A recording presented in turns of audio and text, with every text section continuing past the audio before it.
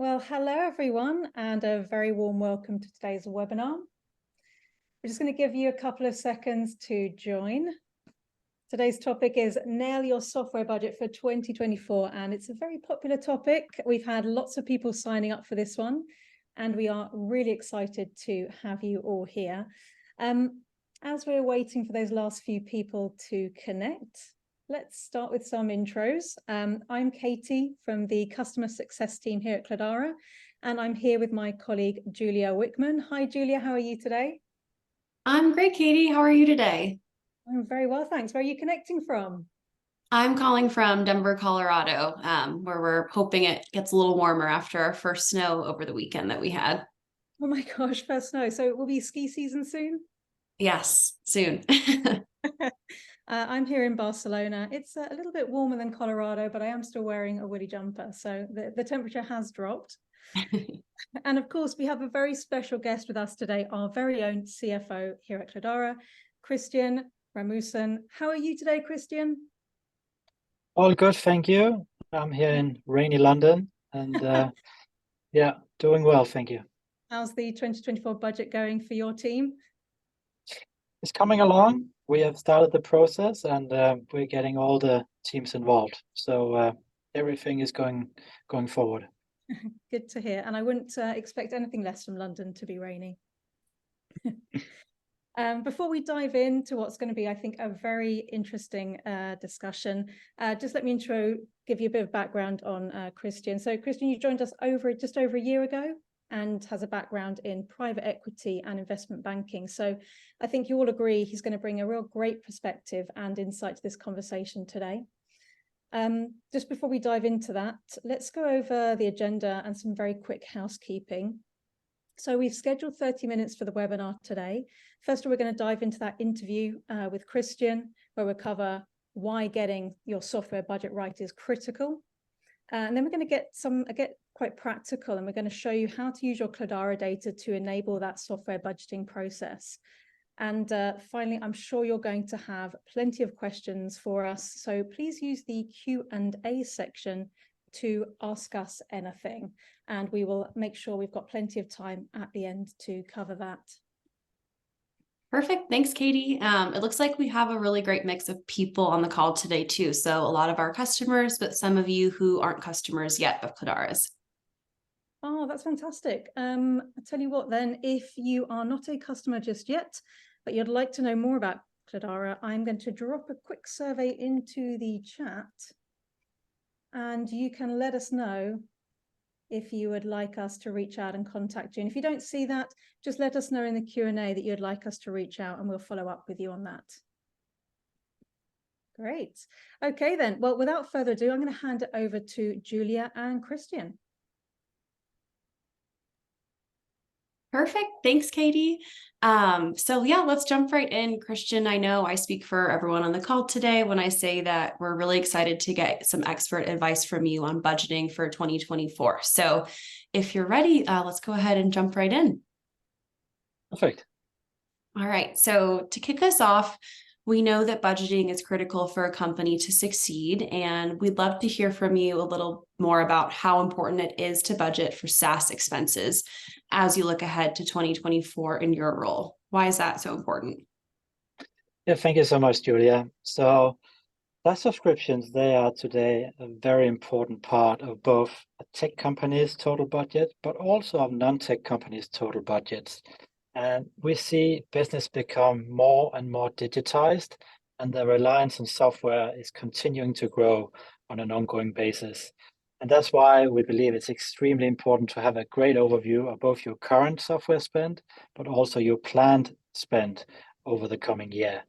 So really what we would encourage people to do is to look at what software do we have, what new software are we planning to buy, and what are the price increases that we can expect for our existing software as well.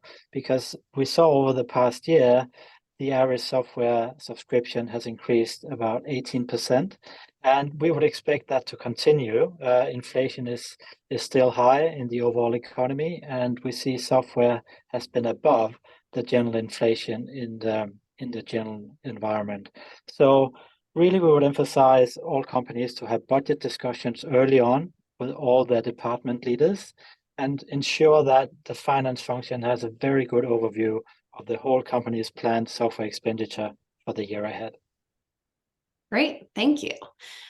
So next question is, what are some important metrics to focus on in the budgeting process that you would want everyone to be aware of?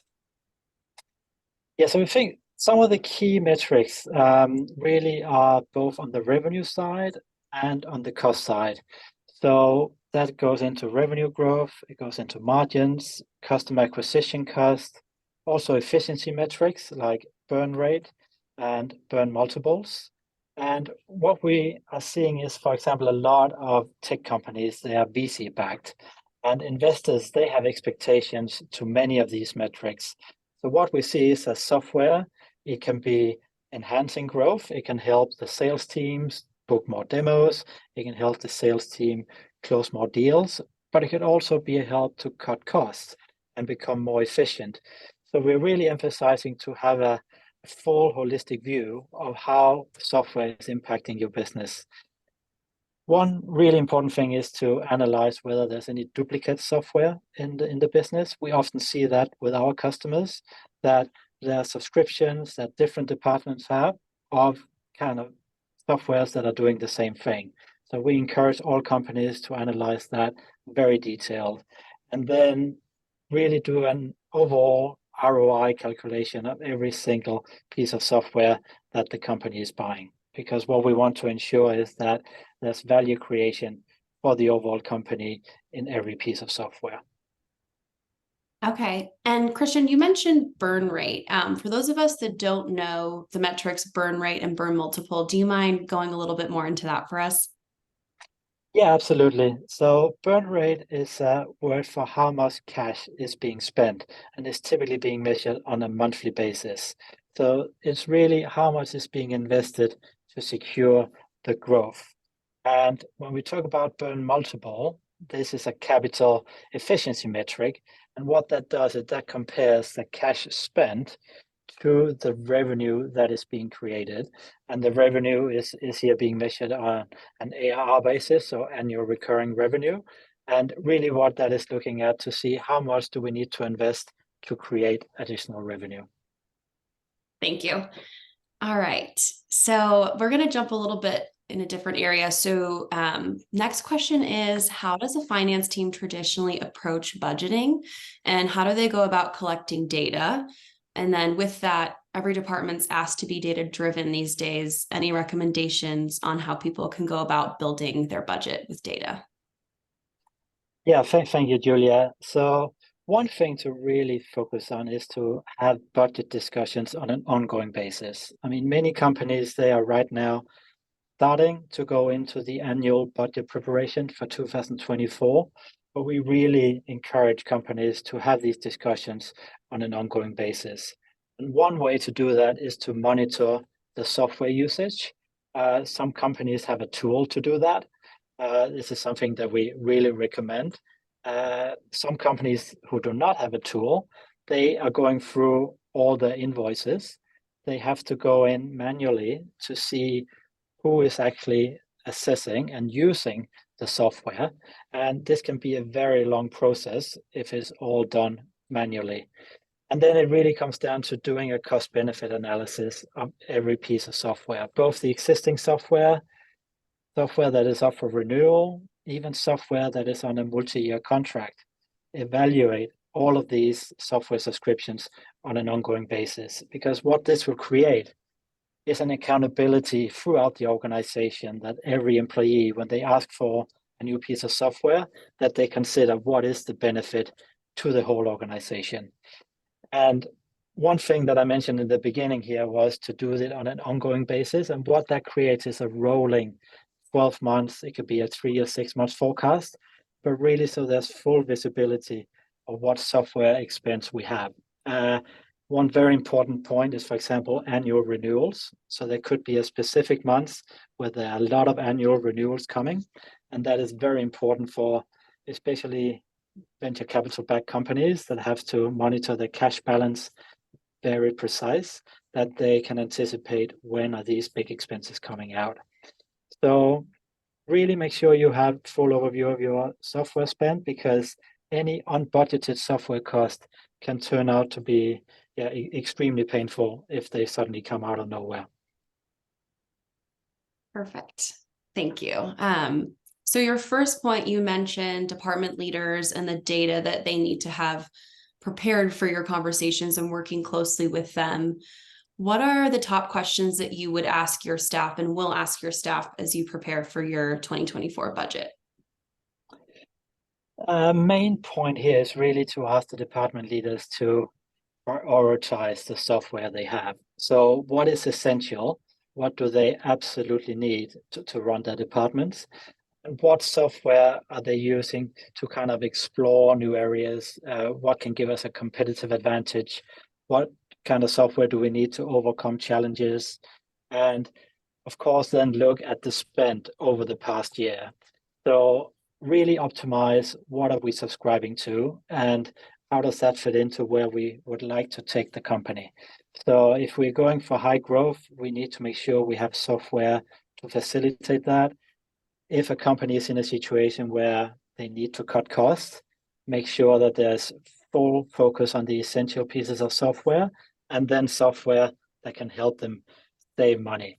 But really it depends what kind of company and what state you're at. And then I would say for every piece of software, compare to other software providers. What else is out there that could do the same thing with maybe fewer features, but maybe it's a lot cheaper. It's very important to assess that on an ongoing basis. And then I would say on specific software agreements, really have a close look. Is it possible to go on a monthly subscription to test a new piece of software? If we go into a multi-year subscription, make sure either there's a way out or there's full visibility on the price developments in the coming years. And then the last point I would mention here is look at the hiring plan. Make sure that the software contracts are taking into account any hiring increases in terms of the number of seats, because what we have seen in some of our software subscriptions is that suddenly adding one more seat is very expensive, where it would have been beneficial to negotiate a larger number of seats up front.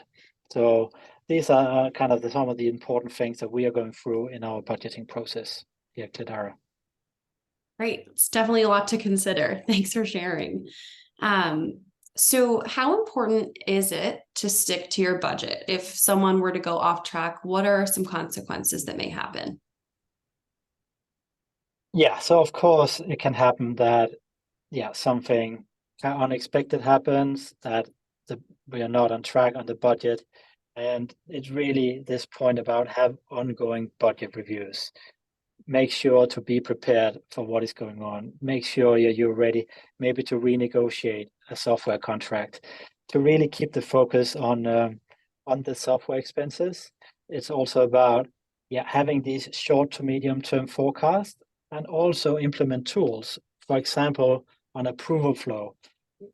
That could make it possible for the finance department at any time to see who is using which piece of software, who maybe should be offboarded, who should be onboarded, but to always have an efficient use of every piece of software.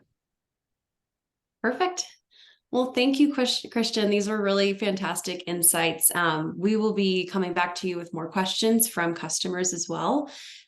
Give you a little bit of a break here. So before we dive in to more of a demo, Katie, do you want to take us through how we can help those using Cledara prepare for these meetings that Christian was just talking about? Yeah, of course, I'd love to. I'm just going to share out my screen. Are you able to see my Cledara? Not right now.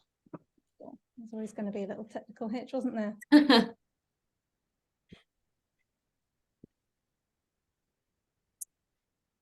It says you're sharing your screen, but we can't actually see it.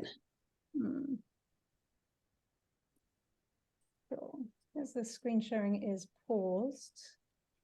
Let's give it one more go. And if not, Julia, maybe I could ask you to share out and we'll kind of do a double act. Yeah, I just went ahead and made you host, so that may help too. Fantastic. Oh, still saying paused. Okay, well, let me pull up my account. In the meantime, I know we have a couple questions for Christian if we want to hop into one of those potentially. Yes. Let's just give it one more go. Oh. There we go. Third time That lucky. works. Fantastic. Phew. Okay. So yes, thank you so much, Christian. That was really great information. And we have got some great questions coming in.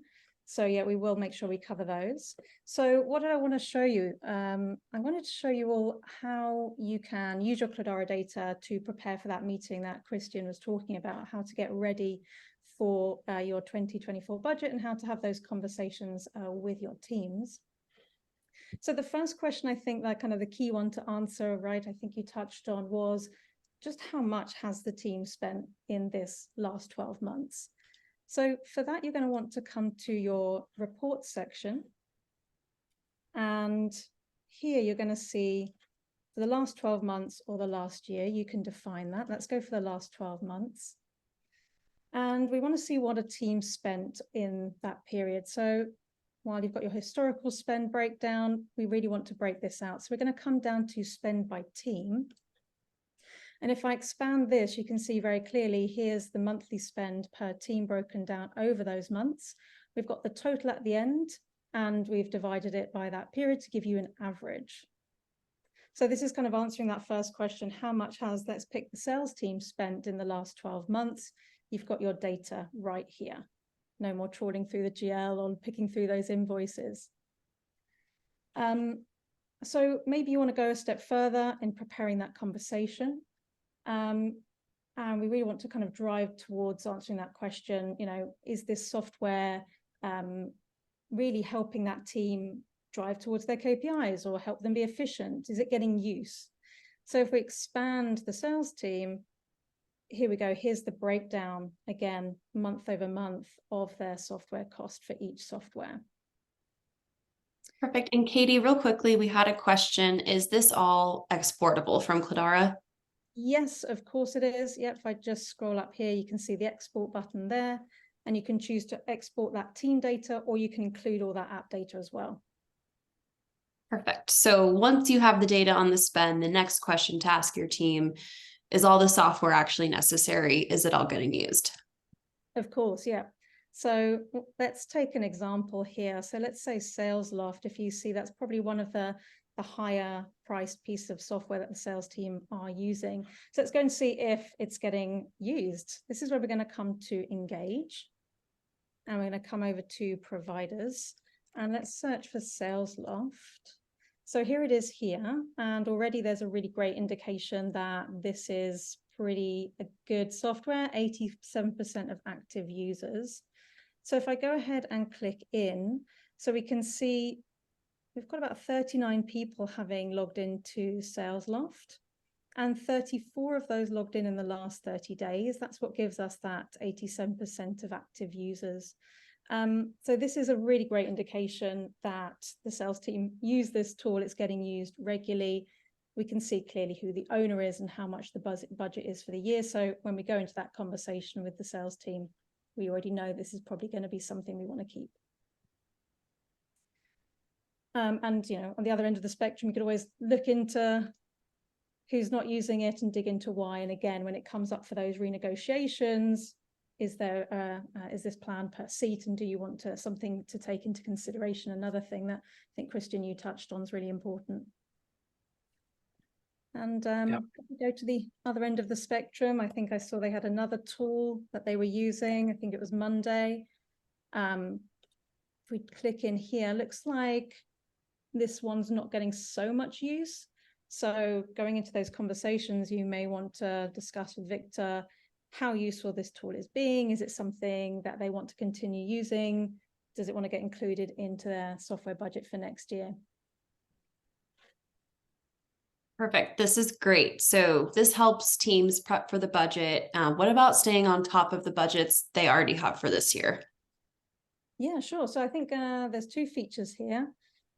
Christian you mentioned how important it is to get everyone involved and have these ongoing conversations. So I wanted to show everyone on the call today 2 features. So first of all, we want to come and look at the teams page and set a team budget. So everyone who's on the call today that's a customer will know they've got their team set up. If we check the customer success team, we can see the team stack, but also we can set a team budget. And so this helps team managers, department heads, they can come in, and when they're thinking about bringing new software on, they've got a really easy place to see whether they're over budget, as perhaps we are here, or under budget, and they can accommodate, or do other conversations need to take place. So we had a really great conversation the other day with a customer who kind of described Cledara as being this enabler.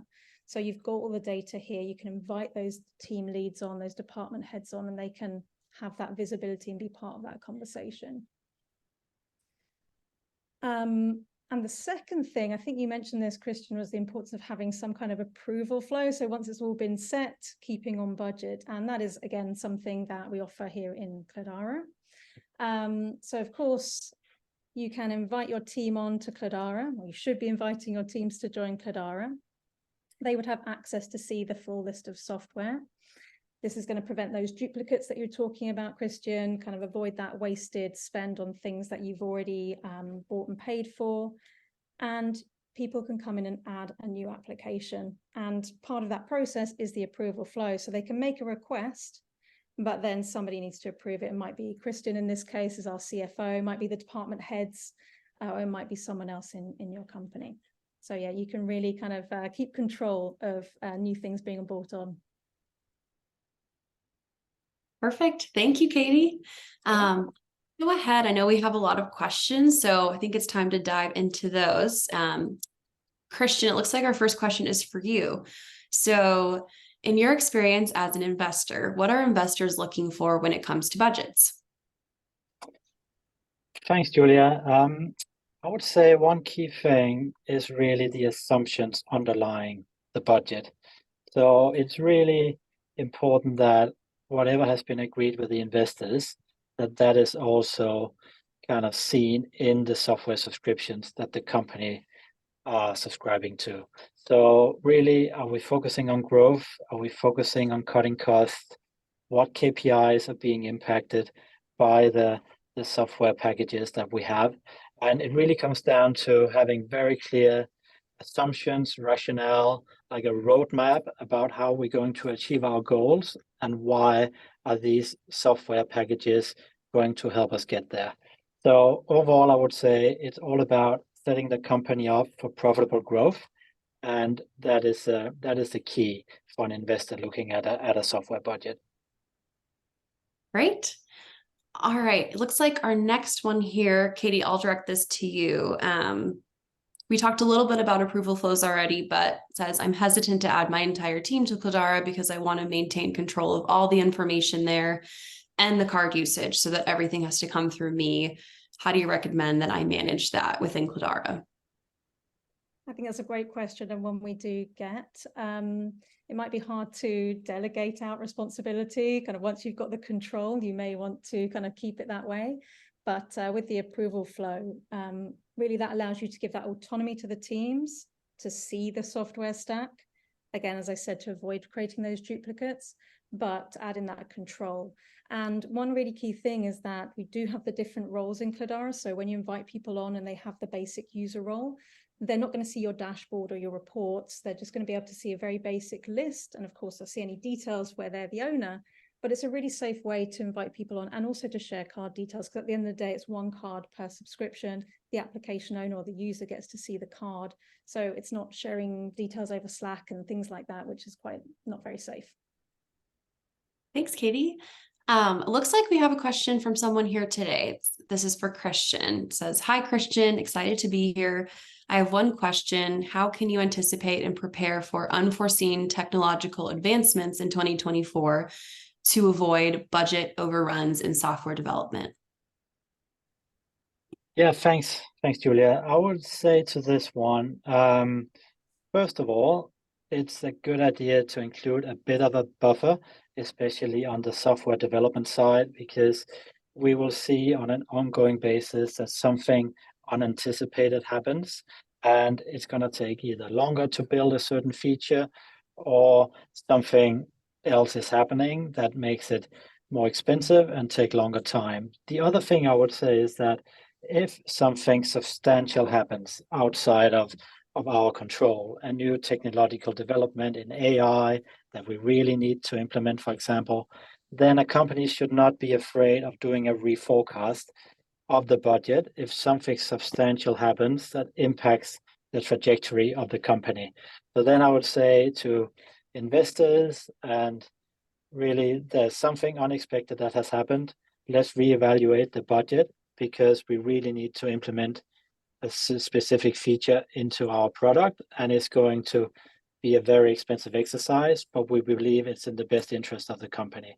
So I would say if something like this happens and it's big, don't be afraid to do a reforecast. Perfect. Thank you.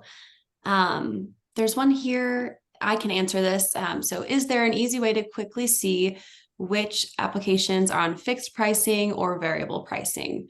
So I would say this is a great opportunity to take advantage of the tags feature within Cledara. So you can create any tags that would be helpful for you and how you view your data and your application. So you could quickly create a tag with fixed pricing or variable pricing, assign these to your applications, and then you can actually export and pull reports on those tags. So it would be really easy to see exactly which ones are fixed or variable. Great question.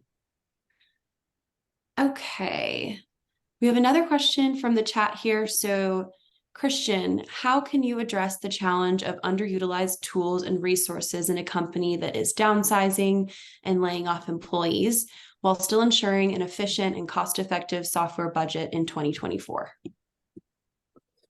Yeah, thanks for this question. One key feature here would be to always look at the number of people assessing a specific piece of software. So always look at how many seats are needed, and that starts already when the software is purchased, but on an ongoing basis, renegotiate the number of seats if needed. If suddenly, as in this example that's being asked, a company has to lay off a number of people, and if we only would need half of the seats, renegotiate the contract. That is highly advisable, and a lot of software providers would be happy to enter into these discussions to be able to keep the company going and have the company be a customer for many years to come. So please renegotiate if needed, but first of all, have very good monitoring tools to examine how is your software being used. Great. All right. Another one here, Katie, this is for you actually. So when I evaluate software, I really need a place to find contracts and terms. Where can I do this within the Cledara platform? Of course. Let's see if my screen share works again this time. Yes, straight away. We've got a place for you for that. So the best place would be to come to applications. And if I pick on an application here, you see you have your contracts and notes section. So it's a really great place to keep the details. I know, Christian, you mentioned important it was to know the terms. Is this a rolling contract, 2 years, etc.? And also any documentation that might be an NDA, that might be the actual terms and conditions. You can upload them here and have it all stored and centralized in one place. Perfect. Okay, we have about a minute left. So I'll do one final question for Christian here. So overall, we have seen software price increases of 18% on a yearly basis over the past year. So based on that, how would you plan for that? Would you add 18% across the board to whatever was spent last year? Any recommendations for our customers or listeners to accommodate for that? Yeah, thanks, Julia. I would say that would be very prudent to do so. And I would say it's advisable, maybe not the full 18%, as we see inflation coming down over the last couple of months. But I would say, please include a price increase in the budget for your existing software. And I would then estimate, okay, essential software, that will probably increase quite a bit because they can. For non-essential software, please try to renegotiate. And I would also say, try to renegotiate on essential software as well. It's often possible to get a better deal out there. Wonderful. Well, that went quickly. So that was our 30 minutes here today. Thank you everyone so much for joining us. We'll be sending out a recording of this webinar to everyone here and anyone who registered who wasn't able to attend. And then a reminder, if you are not yet a Cledara customer, but would like to have a private session with a member of our team, please drop your name right in this chat with your email or email us at success@cledara.com and we will have someone reach out to you. But thank you so much, everyone, and Christian and Katie, and have a great rest of your day. Thank you. Thank you so much. Thank you. Bye. Bye. Bye.